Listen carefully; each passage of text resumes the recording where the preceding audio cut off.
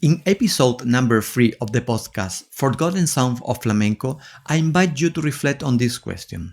Was the flamenco in the 19th century as we have been told in the flamenco history? I will give you some clues and arguments so that at the end of this episode, I hope you will have a more precise answer to this question, or at least I hope so.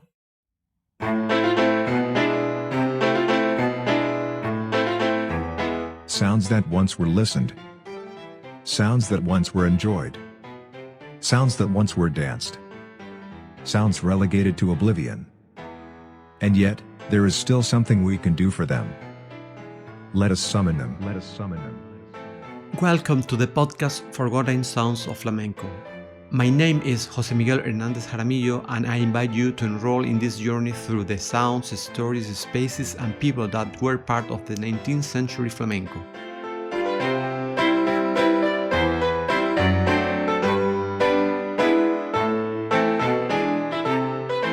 Hello, how are you? I hope you're very well. I am very excited because our topic today is fascinating. But first, let me remind you that you can subscribe to this podcast on leading platforms such as Apple Podcasts, Spotify, Google Podcasts, or iVoox. And you can also hear and watch each episode on the YouTube channel Sonidos Olvidados en Musicología Creativa. Thanks very much for sharing the podcast with your contacts. Many thanks. In this episode, I invite you to reflect with a straightforward question. Was flamenco in the 19th century really as has been told to us in flamenco books? And I ask this question because the stories of flamenco manage a narrative which is constantly in conflict with the realities that the researchers are finding with the new data found and the results of the musical analysis. This is an enormously complex subject which I do not intend to address in a single episode. So I will give you some clues so you can have more elements for judgment to help you to answer this question. I will start from the fact that, in my opinion, there is not only one conception of flamenco in the 19th century. The history of flamenco that we have been told even nowadays is a linear, phylogenetic, unique and homogeneous history. However, there was not only one but several ways of understanding flamenco in the 19th century, depending on who, where, and the context. For example, it is not the same when describing flamenco in a popular environment in Triana, Sacromonte, or Cádiz, for example, as it is when talking about flamenco in the theaters of Madrid, Barcelona, Paris, Mexico City, or New York. The second thing we have to consider is that from the first moment since flamenco was known as flamenco, it was present in all social strata and collective, from aristocratic or even royal gatherings to the musical practices of the most subalternized collective of the country. We find flamenco in the great theaters of Spain, France, England, Ireland, Cuba, Mexico, the States, Venezuela, Peru, etc., as well as in meetings and parties in taverns or streets, or as part of the daily soundtrack of people in their domestic or professional work. It seems that flamencology has only told us a partial history exclusively linked to subalternized groups, and that only with the appearance of the concert restaurants, called in Spanish cafés cantantes, flamenco became a performing art.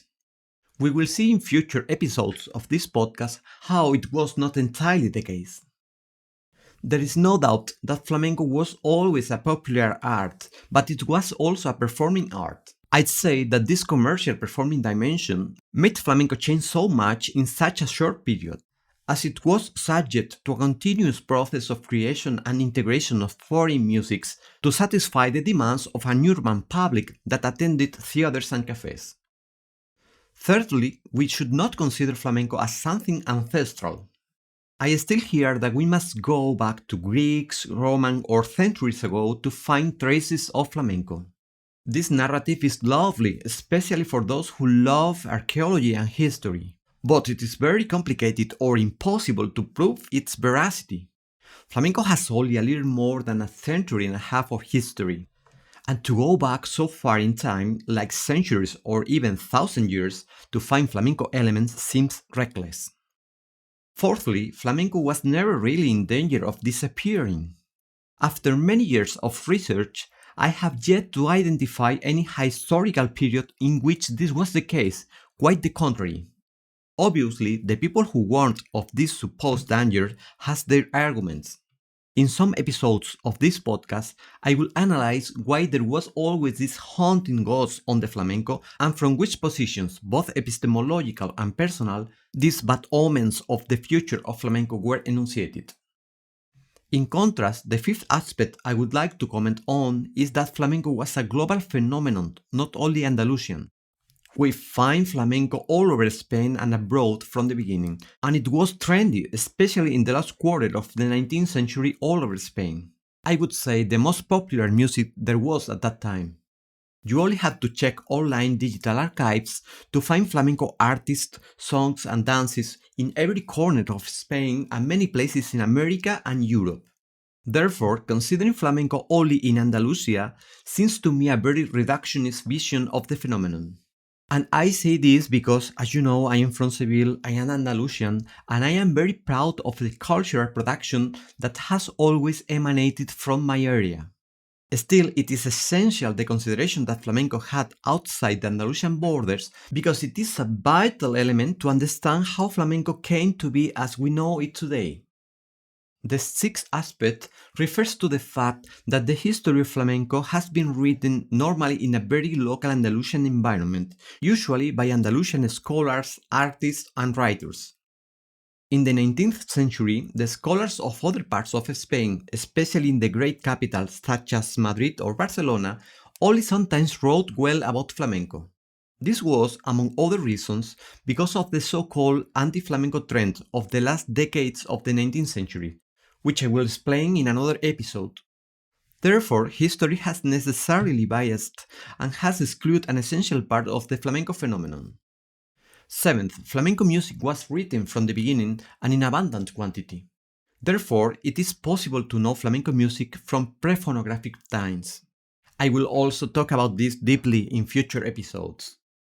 If you notice, some statements are still very present in flamencology, such as flamenco is oral tradition, therefore it is impossible to know how it was before the recordings.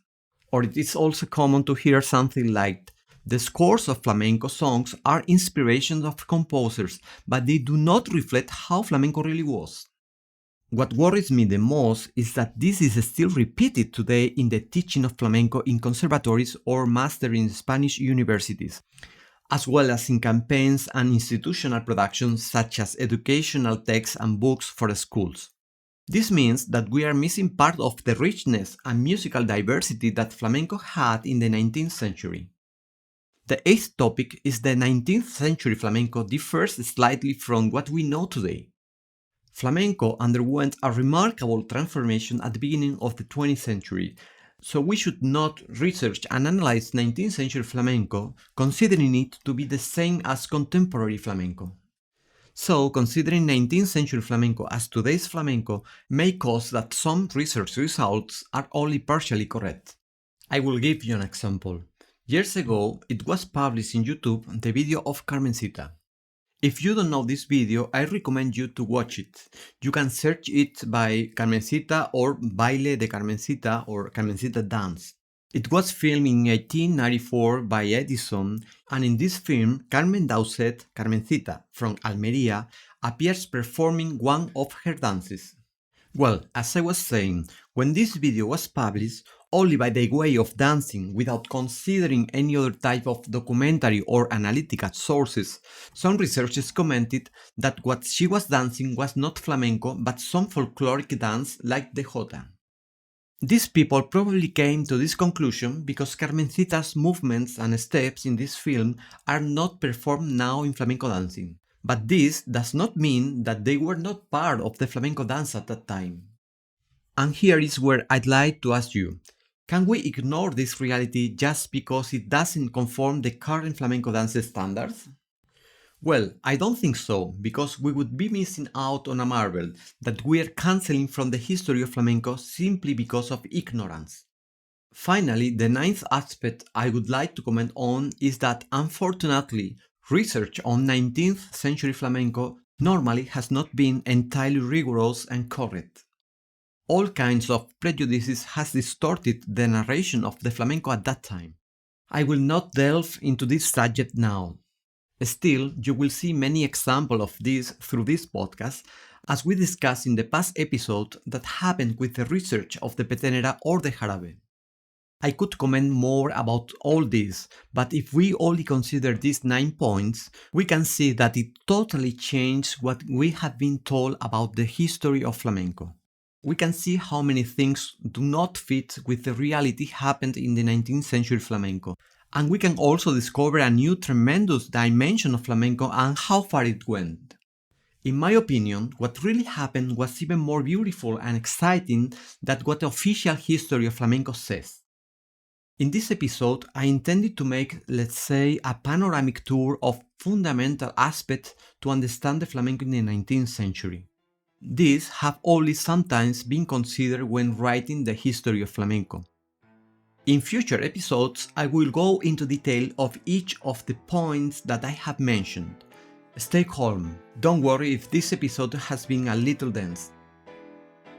In all episodes of this podcast, but in this in particular, I leave you homework and some elements for reflection that may help you to have a more precise answer to the initial question. Was flamenco in the 19th century really as we have been told? What do you think now? See you in 2 weeks.